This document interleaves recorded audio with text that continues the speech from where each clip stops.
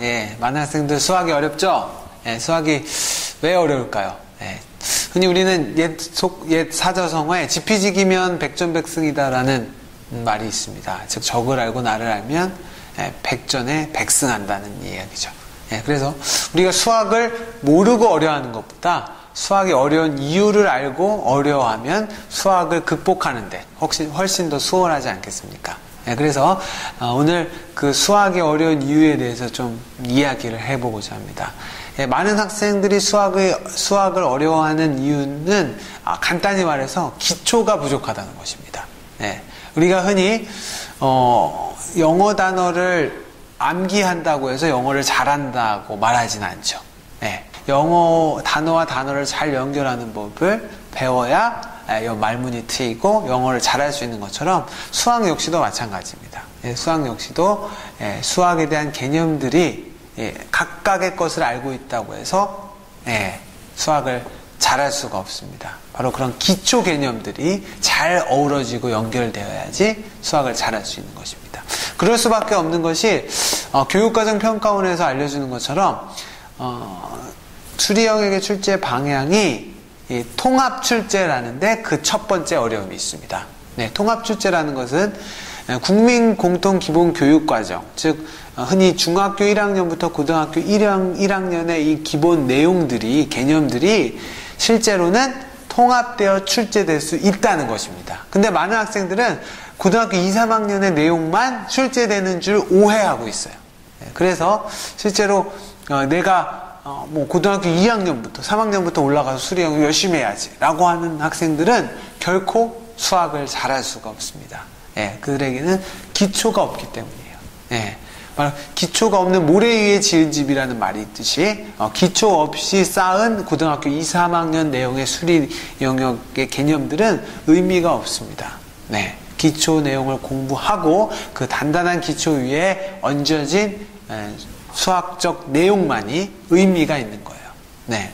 그래서 이런 통합 출제된다는 것에서 우리가 알 수 있는 것은 단원과 단원 간의 개념들이 통합되고 학년과 학년 간의 개념들이 통합돼서 출제될 수 있기 때문에 우리는 바로 그런 기초의 중학교 1학년부터 고등학교 1학년까지 기초 개념들이 실제로 수리 영역에서 어떻게 사용될 것인지에 대해서 바로 알지 못하고 고등학교 2, 3학년으로 올라가게 되면 그때부터는 수리 영역을 어려워하게 되고 수포자가 되는 것입니다. 네. 그리고 수리 영역이 어려운 두 번째 이유는요, 많은 학생들이 공식을 암기한다는 데 있습니다. 네. 물론 그것은 많은 선생님과 학부모의 잘못도 있을 것이고 또 이러한 교육체계, 중간고사, 기말고사만을 중요시하는 중학교의 교육체계에도 문제가 있다고 할 수 있습니다. 많은 학생들은 그렇기 때문에 단순히 결과만 암기해서 문제만 풀면 되지라는 생각을 가지고 있습니다. 하지만 그래서는 결코 수학을 잘할 수가 없습니다. 이유는 어떤 공식이 사용될 때에는 발견되었을 때는 아주 간단한 계산식이죠, 공식이라는 것이. 근데 그 간단한 계산식이 실제로 의미하는 바는 아주 복잡하고 긴 계산식이었다는 것이에요, 원래는. 하지만 그 시대적 필요에 의해서 수학자가 아주 그 긴 계산식을 아주 짧게 압축해 놓은 것이에요. 네, 그래서 그렇게 압축된 데는 분명히 그 시대적 필요와 이유가 있습니다. 그 이유를 설명해 주는 과정이 바로 증명이라는 과정입니다. 수학에서. 증명이라는 과정이에요. 그래서 우리가 무슨 정리, 무슨 정의, 무슨 정리들을 보면 증명 과정이 있죠. 정리들에는. 예, 그런 증명 과정 없이 공식을 외우기만 했기 때문에 많은 학생들이 그 공식이 생긴 이유, 과정에 대해 묻는 수리 영역 문제들을, 아주 고난이도 문제들을 풀 수가 없게 되는 것입니다. 그래서 우리가 어떤 음식을 먹고 바로 싸버리면 우리 몸에는 아무런 유익이 없는 것처럼 설사해버리면, 즉 우리도 역시 음식을 먹고 소화되는 과정을 통해서 어떻습니까? 네, 위가 이렇게 잘게 부서지고 녹여주고 해서 우리 몸의 장에서 흡수해서 우리 몸의 일부가 되는 과정을 거쳐야 음식이 우리에게 의미가 있는 것처럼 수학 공식도 우리에게 의미가 있기 위해서는 바로 그 증명이라는 과정을 여러 번 반복해서 공식을 암기하고 이해했을 때 그 공식은 한 문제가 아닌 수많은 문제를 풀 수 있는 기초를 제공하게 되는 것입니다. 그래서 우리는 앞으로 공식 암기가 아닌 증명을 통해서 암기를 하지 않습니다. 이해하는 것입니다.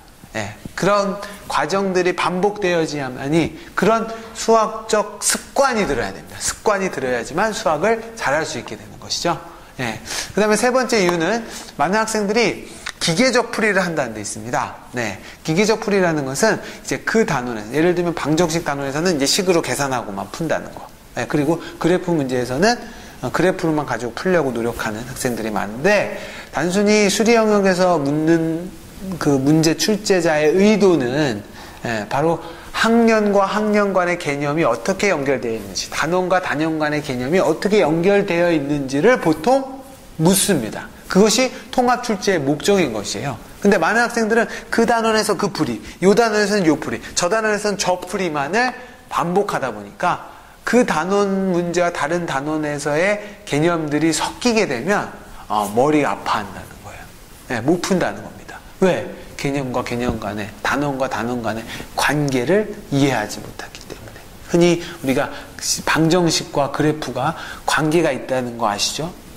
방정식 문제를 그래프로 풀 수 있고 그래프 문제를 방정식 문제로 풀 수 있는 것처럼 이렇게 단원 간의 개념이 잘 어우러져야지만이 한 문제를 아주 훌륭한 방법으로 풀 수 있게 되는 것입니다. 그래서 유형별로 어떤 풀이법을 암기하거나 유형별로 공부하는 것은 아주 잘못된 풀이고, 그러한 문제집은 아주 잘못된 문제집들입니다. 그러한 문제들을 풀어서는 수리 영역에 통합 출제된 문제들을 결코 잘 풀 수가 없는 것입니다. 그래서 이 개념이 저 단원에서는 어떻게 사용되고 이 개념이 이 단원에서는 어떻게 사용되는지에 대한 이해가 있어야지만이 문제를 아주 훌륭하게 풀 수 있는 것입니다. 그런 기초 개념들과의 관계, 그런 기초 개념들에 대해서 아주 깊이 있게 설명합니다. 그래서 많은 학생들이, 수포자 학생들이 더 이상 이 학창 시절을 수포자라는 손가락질을 받으며 비난을 받으면서 살지 않기를 바랍니다. 더 이상 수리 영역으로 인해 고통스러운 날들을 보내지 않기를 바랍니다.